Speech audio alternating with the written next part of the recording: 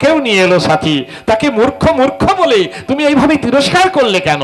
এটা তোমার উচিত হয়নি মা অঞ্জনা। সে কি, তুমি রামানুজ লক্ষণ, তুমি এই কথাটা শুনে রাগ করছো? ও মূর্খতা দেখিয়েছে, তাই ওকে মূর্খ মূর্খ বলে আমি তিরস্কার করছি। আর শুধু হনুমান মূর্খ নয়, আরো মূর্খ আছে। আর কে মূর্খ আছে?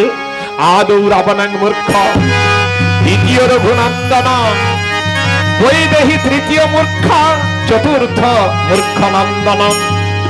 প্রথম মূর্খ রাবণ, দ্বিতীয় মূর্খ তোমার দাদা রামচন্দ্র, তৃতীয় মূর্খ তোমার সীতামা, আর চতুর্থ মূর্খ হচ্ছে আমার পুত্র হনুমান। শিখি অঞ্জনা, এ কি বলছো?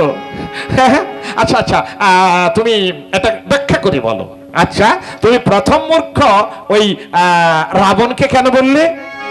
রাবণ কি জানে না যে রামচন্দ্র তারকাকে বধ করলো, চরণ স্পর্শে পাষাণ মানবিক হয়ে গেল, চরণ স্পর্শে কাঠির নৌকো সেনা হয়েছিল? কত লক্ষ লক্ষ বীর রাক্ষস সেনা একবারে নিহত হয়ে গেল। তা জেনে শুনেও তার ঘরণী সীতাকে সে চুরি করতে গেল।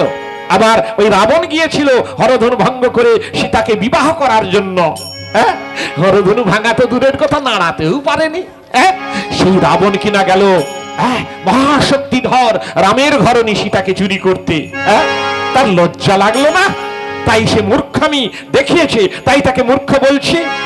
শিলা জলে ভেসে যায় যার কৃপা বলে, বনের বানর বশীভূত হয় যার কথার ছলে।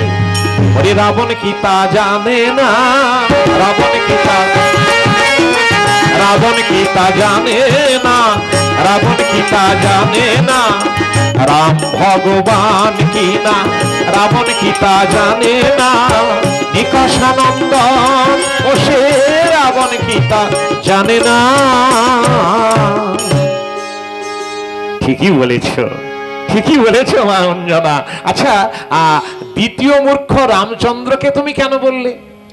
হ্যাঁ, তোমার দাদা রামচন্দ্র মূর্খ, দ্বিতীয় মূর্খ। কেন? না, ওই যে সোনার হরিণ দেখে ছুটে গেল।